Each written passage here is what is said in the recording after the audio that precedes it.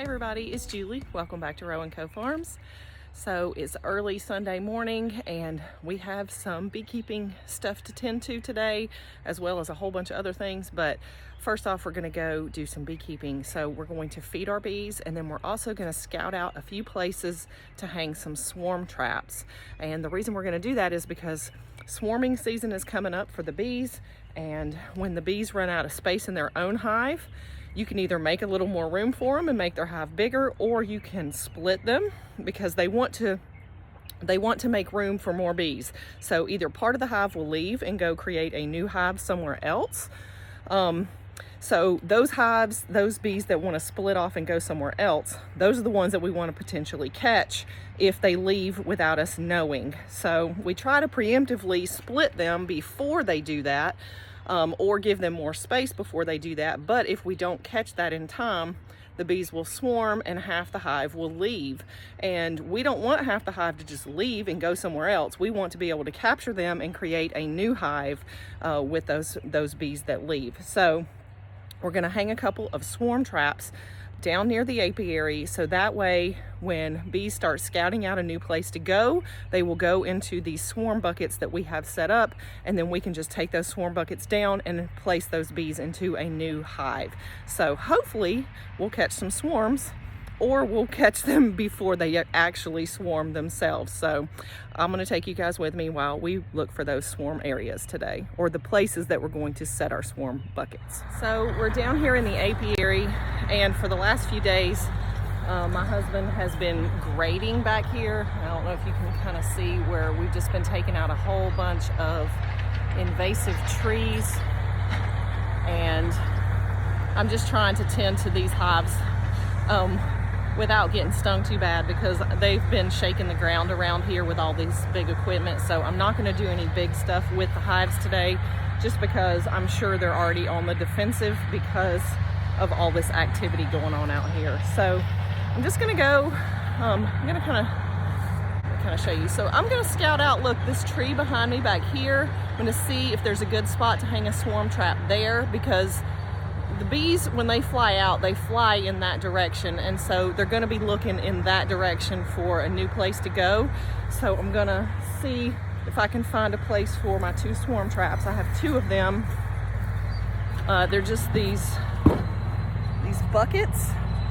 There's a hole in the bottom so they can enter down there, and then you just can pop the lid off. So if they do decide to make a home in there, you can, take the whole bucket, plug the hole, and then dump them into the new hive that you want to put them in. So we're just going to be adding like a few drops of Lemongrass Essential Oil into the box. That is like an attractant for them to come check it out. And so, yeah, I just need to find a few places to actually strap these into the trees. So let's go look. So this pine tree right here, I think is going to be a great candidate.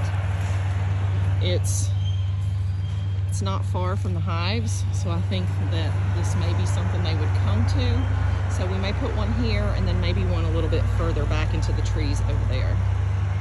All right, let me see if I can actually strap this thing to the tree.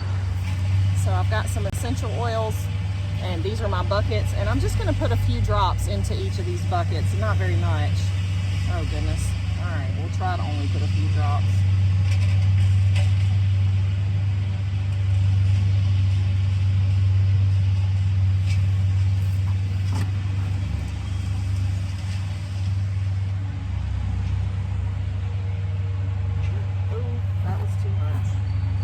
Definitely too much.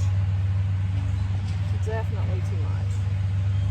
Whoopsie. That's going to be a strong lemongrassy smelling thing. Ooh, might have to let that one air out for a little while.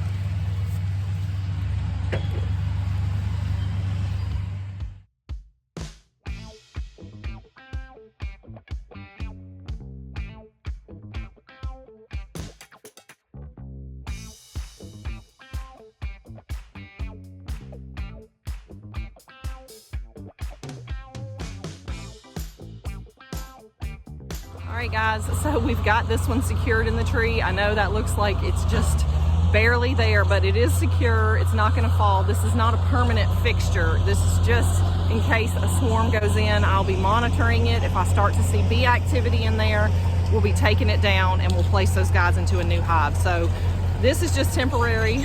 You don't have to comment about how terrible it is. This is just right now while we're trying to catch swarms.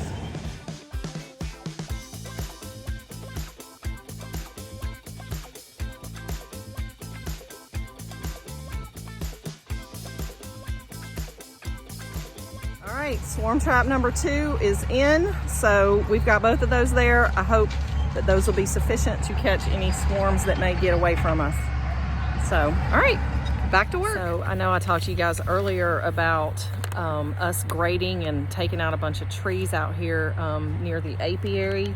And so I've decided that since the ground has been disturbed out here, I'm gonna throw out, I have 2 big bags of Wildflower seed mix.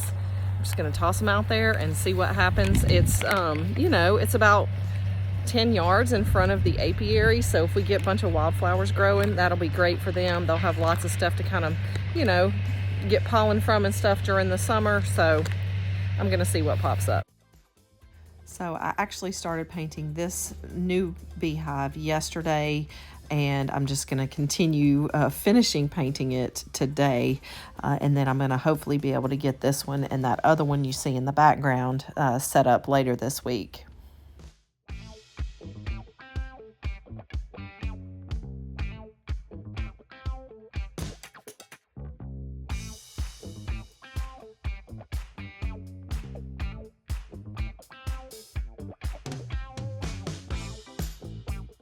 So it's good to paint beehives with an exterior latex or oil-based paint. I can't remember which one I'm using here. I think it is an oil-based exterior paint. I usually just get it from the Oops section at the hardware store, so that way it's a little bit cheaper and I'm not spending a fortune on paint every year.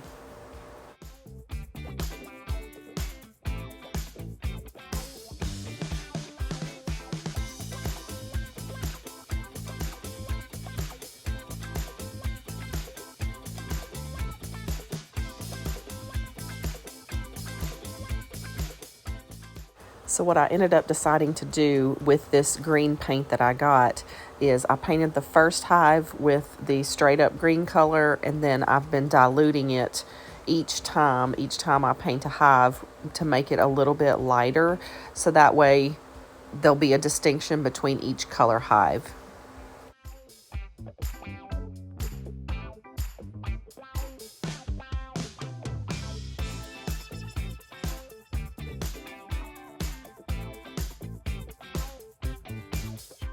Thanks for joining me today, guys, for our beekeeping duties. I hope you enjoyed them and got a little bit of education about what it takes to take care of bees.